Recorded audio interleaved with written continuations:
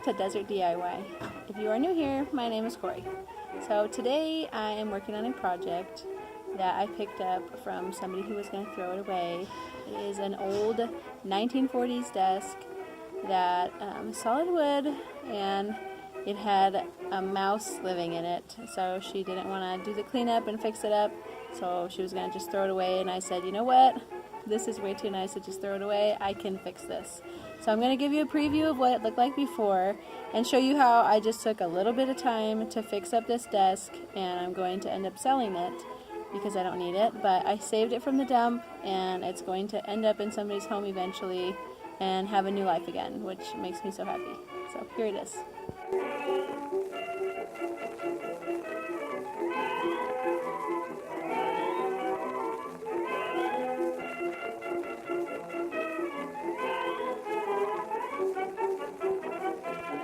Here's the desk now that I've taken the drawers out. The trim piece is missing here, but I have it. I just have to reattach it. And then as you can see here, it's kind of separated. So I just need to lightly tap it back into place and have some glue in there and some nails. And same with down here. As I said, I guess there was a mouse living in here, so the drawers are kind of achy right now. But it's nothing that can't be cleaned with some elbow grease and a shop vac. I'm just using a general purpose Lysol, oh, there's a fly.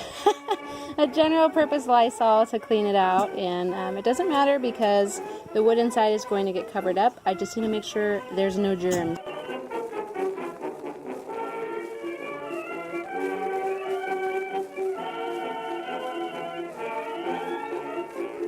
Ew!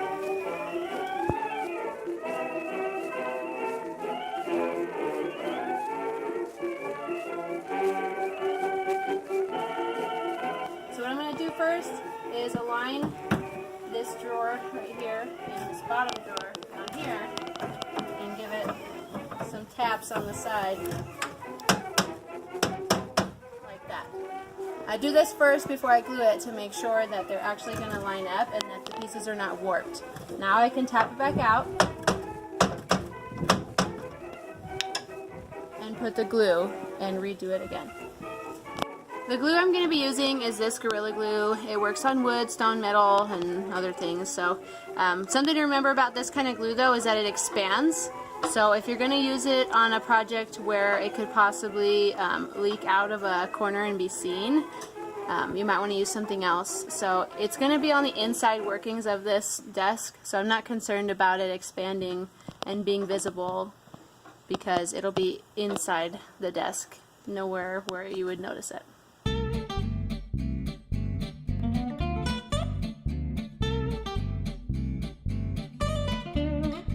Now I'm going to take some vice grips.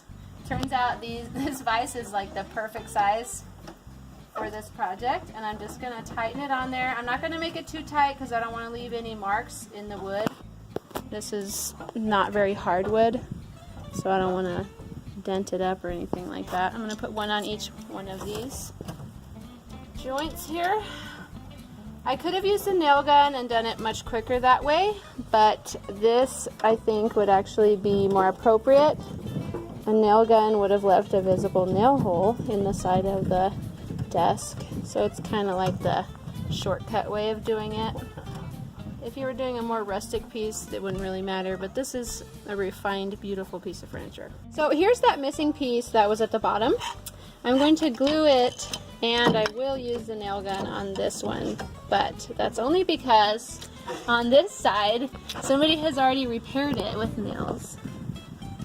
As you can see there, little tiny nails, and the nail heads are showing, so I'm not going to be too worried about having any kind of nail holes showing on this side, and a nail gun's nails are so tiny, you probably won't even notice it here, because I'm going to try and get it in between these cracks in here.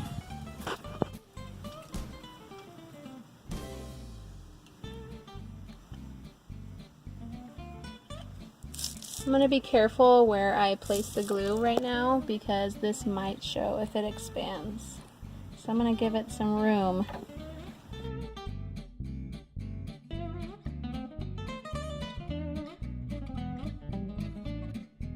The stain I'm going to be using is red mahogany. by Minwax.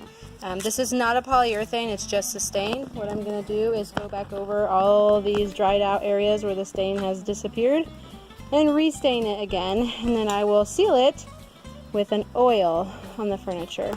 When I was cleaning over here, this side had a lot of the stain left, and it has a really red mahogany color to it. So I think that's what the original color was. And I also learned that this piece is like 99% sure that it is handmade. The reason I know this is one, this handle is crooked by how the holes were drilled, and two, all the holes that were drilled to put these on are different widths. So each drawer has a different width because they just screwed it into these wood handles, because it was before a time where we had the already pre-made holes into the handled holes. Pretty neat.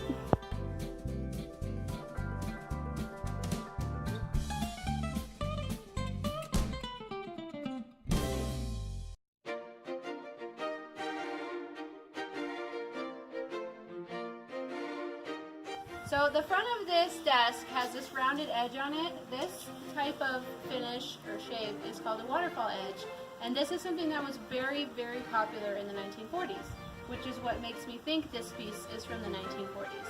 It's possible that it's a remake done in like the 50s or 60s to make it look like it's from the 40s. But since it's handmade, there's really no way of knowing for sure since there's not a maker's mark anywhere in here. And the style of it could have been something that was desired to a craftsperson in a different era, but I'm pretty sure it is from the 40s, just based on the hardware and the style of it.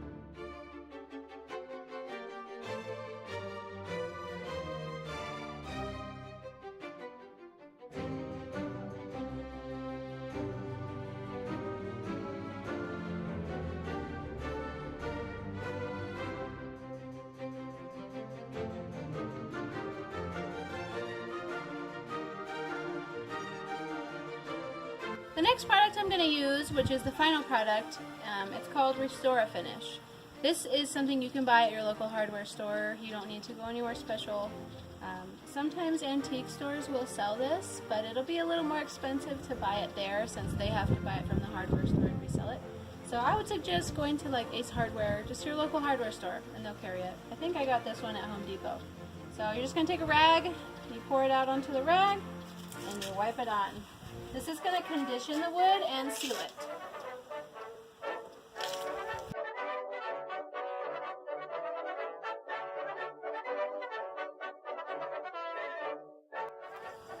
When I was putting these drawers back in, I just wasn't happy with how clean they got. There was some staining in there, so instead of leaving that staining as it was, I decided to take some leftover paint samples that I had in a terracotta color. And I'm going to paint the inside of the drawers with this terracotta color, and then I'm going to go back and put in some drawer liners that are adhesive, and they're in a black and white. I just think these three color schemes would go well together, which is the red mahogany, the terracotta, and then the black and white. All the terracotta drawers have been painted now, so I'm going to take this roll of self-adhesive drawer liner and cut it to size and stick it only to the bottom of the drawer. So the way that I do this is I cut it to size and then I peel back a whole piece of that backing first, and then I set it down all in one piece, and then I start peeling it back like this. I just peel it back, and as I'm peeling it back, I go over it with a little credit card or something like that and make it nice and flat so there's no air bubbles. I think I'm just using a Michael's gift card. How fitting for a craft. Now the first drawer is finished. Although this piece isn't perfect, that's kind of part of its charm.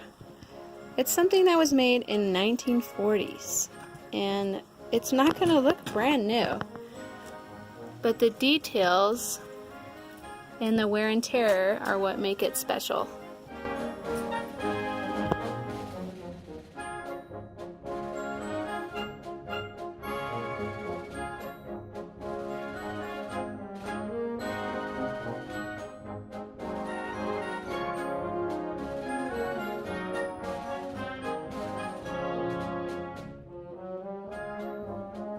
I'm finally done with this project and I'm ready to put it up for sale. I have a family member who's already told me they're interested in taking it off of my hands, so I think this one's going to go quick.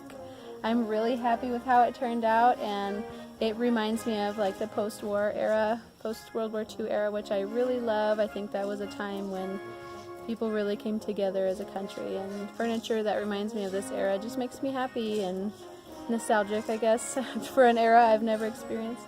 But I really hope that the next owner loves it as much as I did, and I'm so glad that this piece did not end up in the dump. So everything happens for a reason, and this came into my hands for this exact reason. Thank you so much for watching my channel. If you liked what you saw, please hit that subscribe button. And if you have any questions, leave them down in the comment box. And thanks again. Bye!